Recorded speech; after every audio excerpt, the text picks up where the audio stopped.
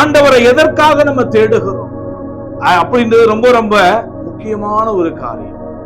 சுகத்துக்காக மாத்திரம் ஆண்டவரை தேடுறது, இந்த உலகத்தினுடைய ஏதாவது ஒரு ஆசீர்வாதத்தை பெற்றுக்கொள்ளுகிறதுக்காக மட்டும் அவரை தேடுறது, அப்படி கிடைத்தவுடன் என்ன செய்யறது அப்படின்னு சொன்னா அவரை விட்டுட்டு போயிடுறது. அல்லேலூயா. சுகத்துக்காக மாத்திரம், ஒரு வேலைக்காக மாத்திரம், ஒரு காரியத்தை பெற்றுக்கொள்வதற்காக மாத்திரம் நாம் ஆண்டவரை தேடாம, ஆண்டவரை பைபிள் சொல்லுது, உங்கள் முழு இருதயத்தோடும் என்னை தேடினீர்களானால், என்னை தேடுகையிலே நீங்கள் என்னை கண்டடைவீர்கள். புரியுதா உங்களுக்கு? ஆண்டவர் எப்படி தேடணும்? உங்கள் முழு இருதயத்தோடும் என்னை தேடினீர்களானால், என்னை தேடுகையில நீங்க என்னை கண்டுபிடிப்பீங்கன்னு சொல்றாரு. அவர் எப்படி தேடணும்னா, முழு இருதயத்தோட நம்ம அவரை தேடணும். அரகோர மனசோட நம்ம ஆண்டவரை தேடக்கூடாது. ஆராதனை நேரத்துல கொட்டாவி விடுறது, அங்கங்க பராக பாக்குறது, இதெல்லாம் இருக்க கூடாது. தூங்குதா இருந்தா நல்லா தூங்கிட்டு வந்துடணும் வீட்டுல. முழு இருதயத்தோட கர்த்தரை தேடுவதற்காக நாம் ஆலயத்திற்கு கடந்து வர வேண்டும். முழு மனதோடு அவரை ஆராதிப்பதற்காக, அவரை துதிப்பதற்காக, அவரை ஸ்தோத்தரிப்பதற்காக நாம் அவரை தேட வேண்டும். அரைகுறையோட மனசோட தேடுனீங்கன்னா ஆபத்து. அரைகுறை மனசோட எதையும் தேடக்கூடாது. முழு மனசா இவரை தேட வேண்டும். மரியாள் அப்படித்தான் தேடினாள். இருட்டோட எழுந்து புறப்பட்டு முழு மனதோட அவரை தேடி சென்றான். நாம் அவரை முழு மனசா தேடுறோமா? இன்னைக்கு நிறைய மக்கள் எப்படி இருக்காங்கன்னா, 1 கொரிந்தியர் 15:19 பார்த்தோம்னா, இம்மைக்காக மாத்திரம் நாம் கர்த்தர் மேல, கிறிஸ்துவின் மேல நம்பிக்கை உள்ளவங்களாய் இருந்தா, மற்ற எல்லா மனுஷரை பார்க்கிறோம் பரிதபிக்கப்படத்தக்கவங்களாய் இருப்போம். ஆண்டவரை ஒரு பிச்சை எடுக்கிறவன் எப்படி தேடுவான்? மனுஷர்களை தேடும் போது பாத்தீங்கன்னா, அம்மா தாயே அப்படின்னு சொல்லி பிச்சை எடுக்கிறான். பாத்தீங்கன்னா போய் ஒரு தெரு ஓரங்கள்ல, பஸ் ஸ்டாண்டுல, மக்கள் கூடுகிற இடங்கள்ல நின்று வெக்கப்படாம பிச்சை எடுக்கிறான். பிச்சை எடுத்து தன்னுடைய பொருளாதாரத்தை, இப்பெல்லாம் பாத்தீங்கன்னா பசிக்கு பிச்சை எடுக்கிறவங்களை விட அத ஒரு தொழிலாக, வருமானம் பார்ப்பதற்காக பிச்சை எடுக்கிற கூட்டம் பெருகி போச்சு. ஆனா ஆண்டவரை நம்ம பிச்சை எடுக்கிறதை போல தேடக்கூடாது. அன்பு நிமித்தமாக தேட வேண்டும்.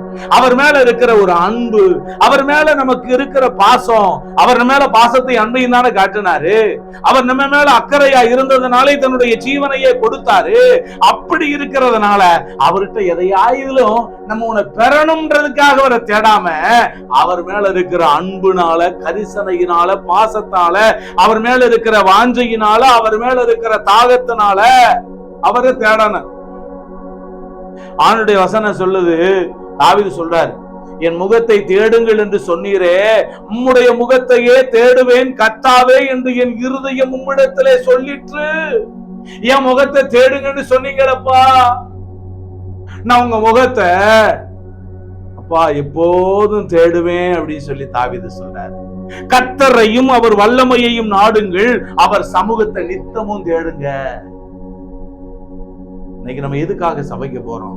சோறு போடுவாங்க, சர்ச்சுக்கு போவோம், அங்க போனா ஏதாயிலும் காசு கிடைக்கும் அப்படின்னு நோக்கத்துல போறோமா?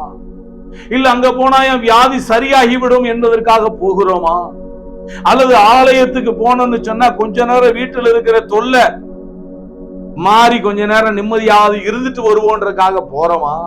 இல்ல, இயேசுவின் மேல இருக்கிற அன்பு நிமித்தமாக நாம் அவரை ஆராதிக்க வேண்டும். ஆமென். இம்மைக்காக மாத்திரம், இந்த உலகத்தின் ஆசீர்வாதங்களுக்காக மாத்திரம் நம்ம அவரை தேடக்கூடாது. கடனை வாங்கியாவது காரை வாங்கி வீட்டுல வச்சு தொல்லை எழுத்துக்கிட்டு கிடக்க கூடாது. கடனை வாங்கியாவது வீடை கட்டி தொல்லை எழுத்துக்கிட்டு இருக்க கூடாது. ஆண்டவர் கொடுத்தாய் பெற்றுக்கொள்ள வேண்டும். ஆமென். ஆமா, இன்னைக்கு நிறைய பேர் பாத்தீங்கன்னா நிம்மதி இல்லாம இருக்கிறதுக்கு காரணம் என்னன்னா, ஆண்டவர் கொடுக்கிற ஆசீர்வாதங்களுக்கு காத்திருக்கிறது கிடையாது. ஆண்டவர் கொடுக்கிற வரைக்கும் அவர் நேரத்துக்கு பொறுத்திருக்கிறது கிடையாது. தானா போய் எதையாவது ஒண்ணு செஞ்சுட்டு ஆண்டவரே ஆண்டவரே நான் சிக்கிக்கிட்டே என்னை காப்பாத்துங்கன்னு சொல்லிக்கிட்டு இருக்கிறாங்க. அப்படிப்பட்டவங்களை காப்பாத்துவார் நீங்க நினைக்கிறீங்களா? போய் சிக்கிட்டு இல்ல, நீ சிக்கிக்கிற, என்னைக்கு நீ வரணும்னு சொல்லி நான் உனக்கு நேரம் குறிச்சிருக்கிறேன், அன்னைக்கு சேருன்னு சொல்லி ஆண்டவர் விட்டுருவார். ஆனா நீ கர்த்தருக்கு பொறுமையோட காத்திருந்தீங்கன்னா, அவர் நேரத்துக்காக பொறுத்திருந்தீங்கன்னா, உனக்காக அவர் ஆசீர்வாதங்களை எப்படி பலி செலுத்துறதுக்காக ஆபிரகாமுக்கு ஆட்டு கடாவை முள்ளுல சிக்க வச்சிருந்தாரோ, நமக்கான ஆசீர்வாதங்களை அவரே கொண்டு சிக்க வச்சு கொடுப்பாரு. நாம போய் தேட வேண்டிய அவசியம் இல்ல. என்ன வேத வசனம் சொல்லுது? என் ஜீவனுள்ள நாளெல்லாம் நன்மையும் கிருபையும் என்ன பின்தொடரும். கடை பின்தொடராது, தரித்திரம் நம்மளை பின்தொடராது, வறுமை நம்மளை பின்தொடராது, வறட்சி நம்மளை பின்தொடராது. கர்த்தரின் ஆசீர்வாதங்கள் நம்மை பின்தொடரும். வியாதி நோய்கள் நம்மை பின்தொடராது. அப்படி பின்தொடர்ந்தா நீங்க அந்த வியாதியை பார்த்து பேசி, அந்த நோயை பார்த்து பேசி, இயேசு கிறிஸ்துவினுடைய இரத்தத்தால நான் கழுவப்பட்டு இருக்கிறேன், நீ என்னை நெருங்க முடியாது, என்னை தொட முடியாது, இயேசுவின் தழும்புகளாலே நான் சுகமடைகிறேன் என்று சொல்லி சத்தமாய் சொல்லு. அந்த வியாதி உன்னை விட்டு போயிடும். ஆமென். உண்மை. இம்மைக்காக மாத்திரம் நம்ம ஏசப்பா மேல நம்பிக்கை வச்சிருந்தோம்னா, கொஞ்ச காலம் எனக்கு ஒரு நல்ல வேலை கிடைச்சா போதும், நல்ல ஒரு மனைவி கிடைச்சா போதும் ஐயா, நல்ல ஒரு கணவன், ரொம்ப நாளா காத்திருக்கேன், ஒரு கணவன் கிடைச்சா போதும். நிறைய பேர் சர்ச்சுக்கு போறது கல்லறை கிடைச்சா நான் போதும் எனக்கு, அவ்வளவுதான். கல்லறை கிடைக்க அந்த சர்ச்சுக்கு போனா நான் ஒரு உறுப்பினரா இருக்கலாம், அந்த சர்ச்சுக்கு தொடர்ந்து போனாதான் ஒரு மனைவி கிடைப்பான், அந்த சர்ச்சுக்கு தொடர்ந்து போனாதான் ஒரு கணவன் கிடைப்பான். இப்படி போக கூடாது. அவரையே சொந்தமாக்கி கொள்ள நாம் செல்ல வேண்டும். ஆமென். சபைக்கு எதுக்கு போகணும்? அவரையே நம்முடைய சொந்தமாக்கி கொள்ள வேண்டும். அவர் நம்முடைய ராஜா. உற்சாகமா இருங்க. தொய்ந்து போயிட்டீங்களே, அதுக்குள்ளப்பா உற்சாகமா இருங்க.